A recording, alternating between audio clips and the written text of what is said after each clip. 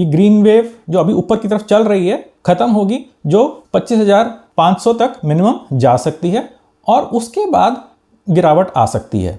गिरावट अच्छी गिरावट होगी, 21,000 से 22,000 जा सकता है। नमस्ते दोस्तों, मैं प्रवीण मलिक अपने इस YouTube चैनल पर आपका स्वागत करता हूं। चलिए शनिवार शोध में निफ्टी का एनालिसिस कर लेते हैं। तो यहाँ मैंने निफ्टी का चार्ट खोला हुआ है, यहाँ पे पुरानी रेखाएं बनी हुई हैं और पुराना कमेंट भी लिखा हुआ है। तो देख लेते हैं कि हमने पिछले सप्ताह क्या कहा था और आगे क्या हो सकता है। जो पिछले सप्ताह का एनालिसिस था वो अब भी इंटैक्ट है, अभी उसमें कोई चेंज नहीं आया है। तो करंट वेव की मिनिमम 25,500 है और करंट वेव की प्रोबेबल रेंज 25,800 से 25,950 है। ये थोड़े अप्रॉक्सीमेट लेवल्स हैं, इससे थोड़ा सा ऊपर नीचे हो सकता है। तो कल बजट का दिन है, तो कल क्या हो सकता है तो उसकी बात तो हम बाद में करते हैं, लेकिन मैं आपको एक बात बता दूं कि बजट के लिए मैं ये एनालिसिस नहीं कर रहा हूं। यहाँ पे हम इंट्राडे कॉल पुट ऑप्शन वाली ट्रेडिंग के लिए कोई एनालिसिस नहीं करते हैं। हम यहाँ पे स्विंग ट्रेडिंग के लिए एनालिसिस करते हैं। तो जब निफ्टी ऊपर के रुझान में होता है या साइडवेज होता है तो स्विंग ट्रेडिंग सूटेबल होती है, लेकिन जब निफ्टी डाउनवर्ड ट्रेंड में होता है तो स्विंग ट्रेडिंग सूटेबल नहीं होती है। तो आप मेरा निफ्टी का एनालिसिस सिर्फ इसलिए देखिए कि आप स्विंग ट्रेडिंग कर सकते हैं या नहीं कर सकते हैं। अच्छे स्टॉक का चुनाव करिए और उसके बाद स्विंग ट्रेडिंग करिए। तो मेरी यहाँ पे ऑप्शन बाइंग ऑप्शन सेलिंग की कोई राय नहीं है। तो चलिए वापस आ जाते हैं और देख लेते हैं कि आगे क्या हो सकता है। तो निफ्टी ने एक हाई बनाया था 25,458 का। तो आप सोच रहे होंगे तो करंट वेव मिनिमम पूरा हो गया है। नहीं, 458 तक पहुंचा है, कम से कम 25,500 तक पहुंचना चाहिए। तो अभी वो पहुंचा नहीं है। तो सबसे पहले हम देख लेते हैं कि वेव्स में क्या हो रहा है। तो पिछले सप्ताह हमने एक ये नीली वेव बनाई थी।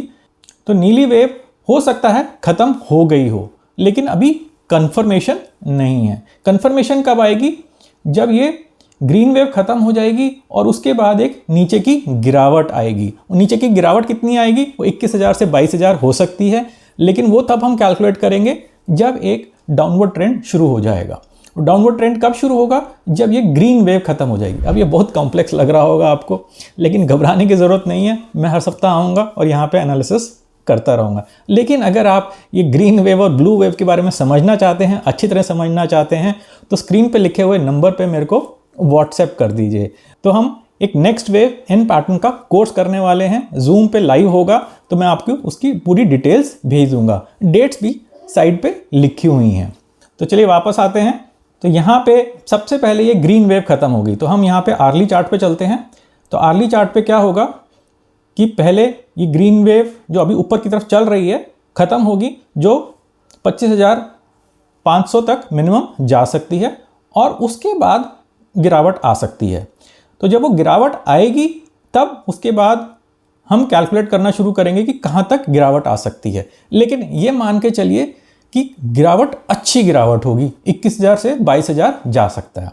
लेकिन ये भी हो सकता है कि जब ये ऊपर जाए तो थोड़ा सा और ऊपर चला जाए। तो वो कहाँ तक जाएगा वो अभी देखते हैं, आगे आने वाले समय में हमको पता लग जाएगा कि कहाँ तक जाएगा। और ये भी हो सकता है कि जब वो ऊपर चला जाए तो काफ़ी समय तक, 1-2 महीने तक वो साइडवेज ही रहे और उसके बाद गिरावट आए। तो ऐसा नहीं है कि 25,500 पे पहुंचेगा और उसके इमीडिएटली बाद गिरावट शुरू हो जाएगी। हो सकता है कि गिरावट शुरू होने में भी 1-2 महीने लग जाएं।